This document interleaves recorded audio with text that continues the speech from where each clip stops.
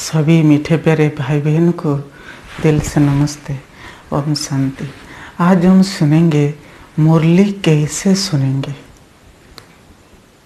मुरली सुनने की विधि क्या है और हम मुरली को कैसे हमारा बुद्धि में प्रिंट होगा।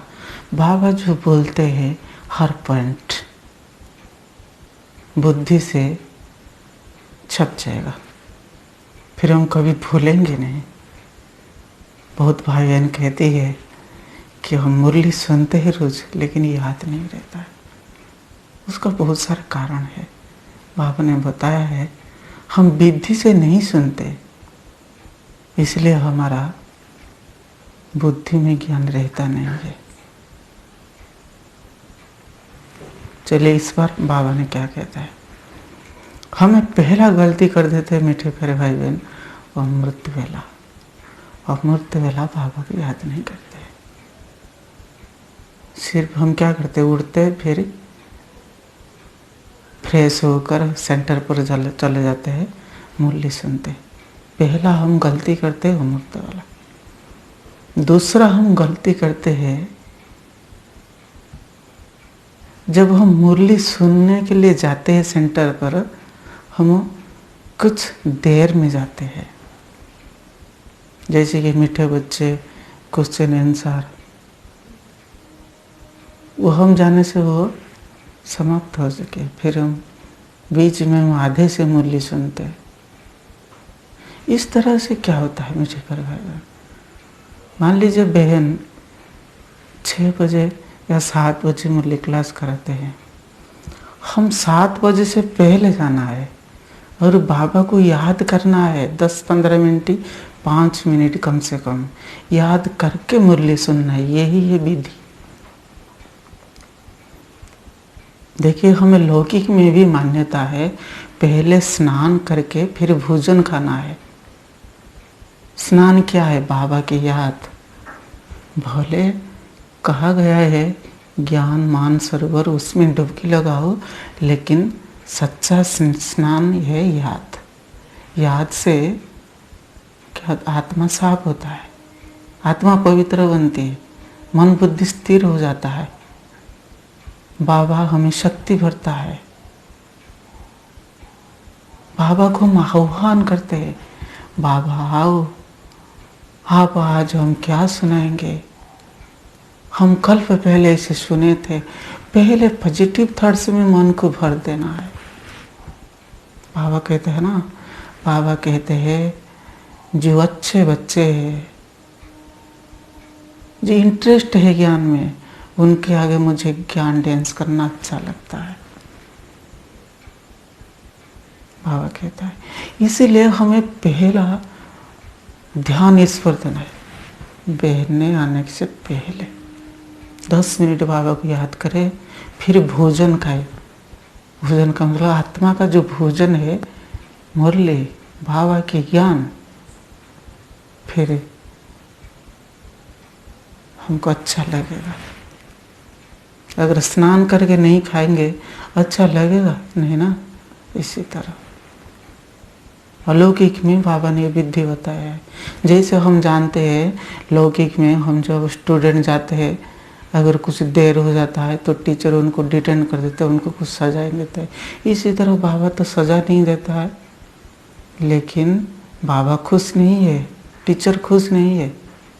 पहले जो टीचर बाबा है ना, उसको पढ़ाने वाला को खुश करना चाहिए, बाबा को खुश करना चाहिए।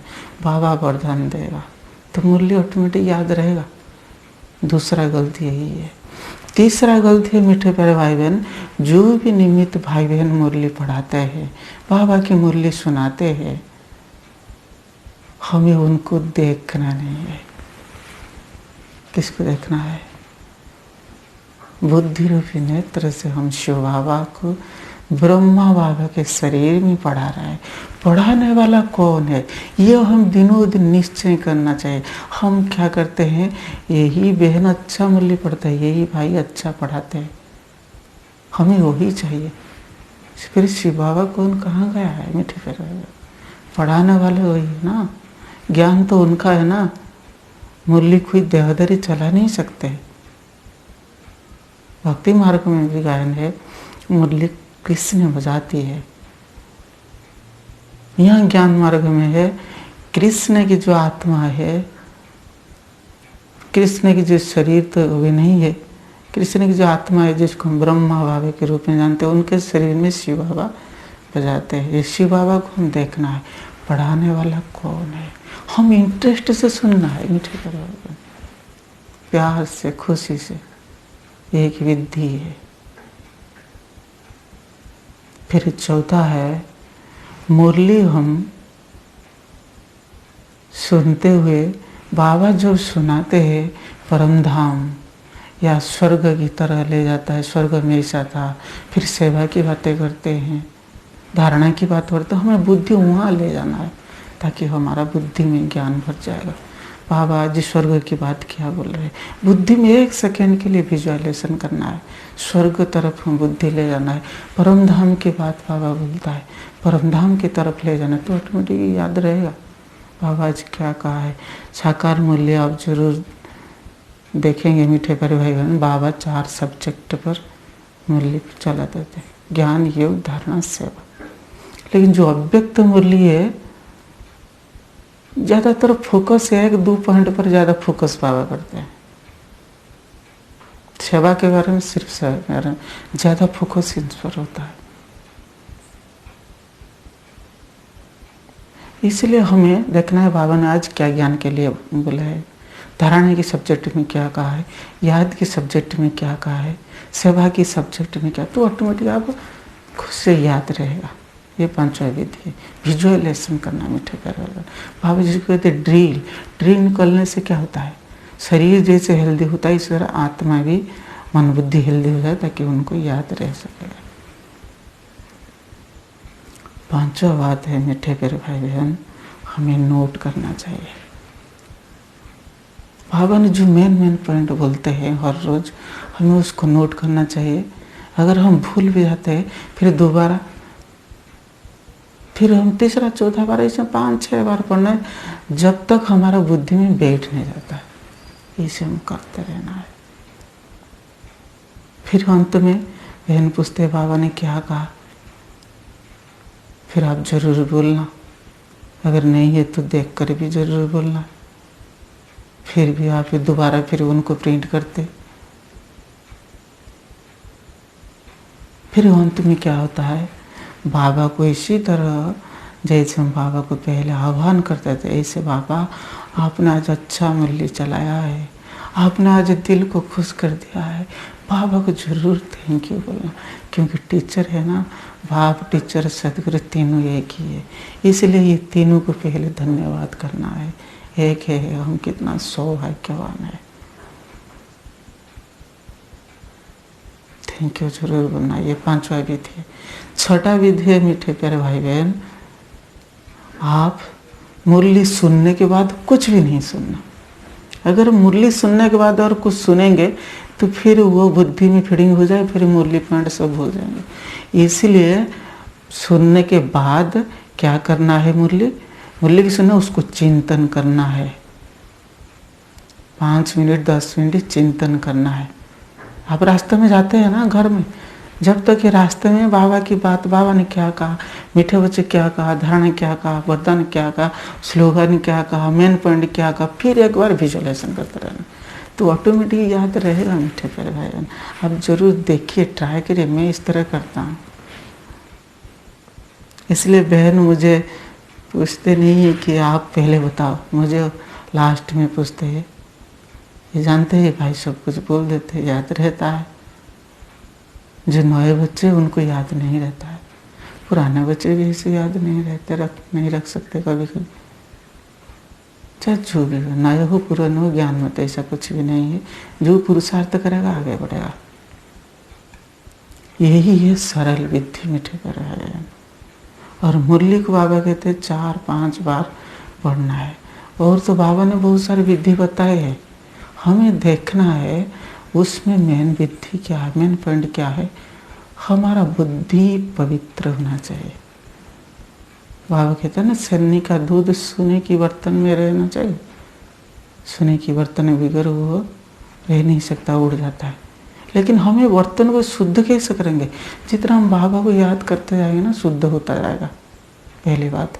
दूसरी बात, सबसे बड़ी बात है, हम मुरली को रिवाइज करते रहना है। ना व्यर्थ बात देखना है, ना सुनना है, ना बोलना है। व्यर्थ बात जितना हम बोलते रहेंगे, सुनते रहेंगे, देखते रहेंगे, मुरली ऑटोमेटिकली क्या होगा, डिलीट होता जाएगा, भूलते जाएंगे। इसीलिए देखना, सुनना, बोलना नहीं। और सबसे बड़ी बात है, 7वां 8वां बात जो है, साइलेंस कम से कम 4-5 घंटा रहना। इससे ब्रेन को, शरीर को ताकत मिलती है। आत्मा याद रखने के लिए सहज हो जाता है। ब्रेन को पावरफुल नहीं करेंगे तो फिर हम कैसे मुरली को याद रख सकेंगे? मुरली इतना ताकतवर फ्रेंड है, पवित्र ज्ञान है। पवित्र ज्ञान को पवित्र बाबा ने पढ़ाते हैं, पवित्र ज्ञान ना, पवित्र बुद्धि चाहिए उसको। और मैंने भी बहुत बार अनुभव किया है, जो मुरली पढ़ाने वाले हैं ना, जो नियमित टीचर भाई बहन है, अगर वो धारणा युक्त है, वो ध्येय अभिमानी होकर पढ़ाते हैं बाबा की याद में, उन पर क्या होता है, सभी भाई बहन पर प्रभाव पड़ता है। और भाई बहन इतना ध्येय अभिमानी होकर सुनेंगे, हम आत्मा है, बाबा पढ़ा रहे हैं, बाबा की मुरली है, भगवान के महावाक्य है, मेरे जीवन को पलटाने वाले हैं। यही से आप शुद्ध संकल्प से आप सुनते जाइए, आप सहज होता जाएगा। मीठे बड़े भाई बहन मुझे ज़रूर कमेंट करेंगे, भाई बहन इस तरह याद रहता है। यही है सहज विधि मीठे बड़े भाई बहन। और ज़्यादा सुनने चाहते मीठे बड़े बहन, फिर हम दूसरा वीडियो अपलोड कर देंगे। अगर इस तरह का वीडियो अच्छा लग रहा है तो बाप दादा को ज़रूर थैंक यू बोल देना, क्योंकि वो तो पढ़ाने वाला है। आप सभी भाई बहनों को दिल से नमस्ते। ओम शांति।